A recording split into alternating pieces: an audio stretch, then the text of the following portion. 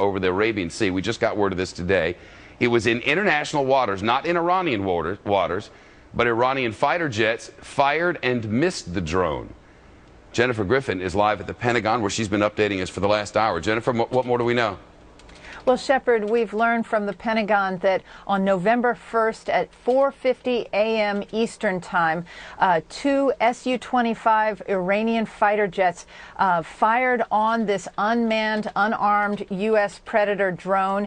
It was a U.S. MQ-1 Predator drone. It's the first time that the Iranians have fired on a U.S.-owned unmanned aerial vehicle. The shots missed on both attempts, and the drone headed away from the Iranian coast, landing safely soon after at an undisclosed location. The Iranian jets pursued the drone for a short period after firing shots, according to George Little, Pentagon spokesman. And MQ-1 U.S. military aircraft conducting routine surveillance over the Arabian Gulf was intercepted by Iranian Su-25 Frogfoot aircraft and was fired upon with guns.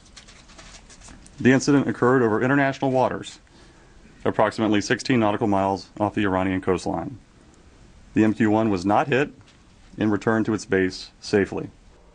Pentagon spokesman George Little says the MQ-1 Predator was operating in international waters 16 miles off the Iranian coast east of Kuwait over the Persian Gulf. 12 nautical miles represents the international airspace border. Little emphasized that the drone never entered Iranian airspace. When asked why this incident was not revealed before in the days before the U.S. election, Little said the Predator was on a, quote, classified mission, adding the U.S. reached out to the Iranians via the State Department and the Swiss protective powers. When asked if this should be considered an act of war, George Little said that he would not get into legal characterizations of the event. Shepard. Jennifer Griffin at the Pentagon, updates throughout the afternoon. Well, for more aggression out of Iran, we'll speak with a former intelligence officer coming up next. Plus, Pentagon report that Iran fired on an unarmed U.S. drone in international airspace.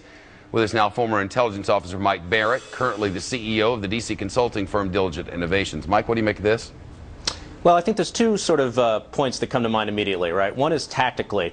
Does this mean that they can track our aircraft better? We know that one went down over Iran last year, and they certainly gathered some intelligence from that. There's been any number of newspaper stories about China and others that are collecting information because we've been using Predators so much, in Iraq and in Afghanistan. So there's a tactical implication, which is that they might actually be able to interrupt and interfere with our surveillance. And then, of course, there's the much broader strategic issue of being very, very aggressive at a time when we know tensions are very high. You heard, Israel Prime Minister Netanyahu at the UN about a month ago. You had Israel do a strike against Iranian arms manufacturing in Sudan. And so the fact that they would come out this aggressively, I think, is actually a pretty bad harbinger about how quickly things could get very, very violent. I guess for them to have done it if it's over their airspace is one thing, but, I mean, this is international airspace. Well, it is. But again, you get into a little bit of a tit for tat. I mean, we can say one thing, we can believe one thing, we can be saying the truth. But that doesn't mean that in the domestic consumption for Iran, they're going to believe that. And so, we get into issues with certain countries about whether it's 12 nautical miles. Some people try to say that their hegemony exists beyond that. They say that some rocks that are, a mile off their coast are still part of their property. So there's some issues about that. But really, if you think about it from an Iranian domestic consumption point of view, it's a huge win for the Iranian government to be able to do this. It shows that in the face of strong sanctions, they're still able to put fighters up in the air, and it shows that they're not going to basically, from their perspective, be pushed around by the West. And I guess as you're trying to unite your people who don't have enough gas and don't have enough food, it's probably a very valuable weapon, if you will.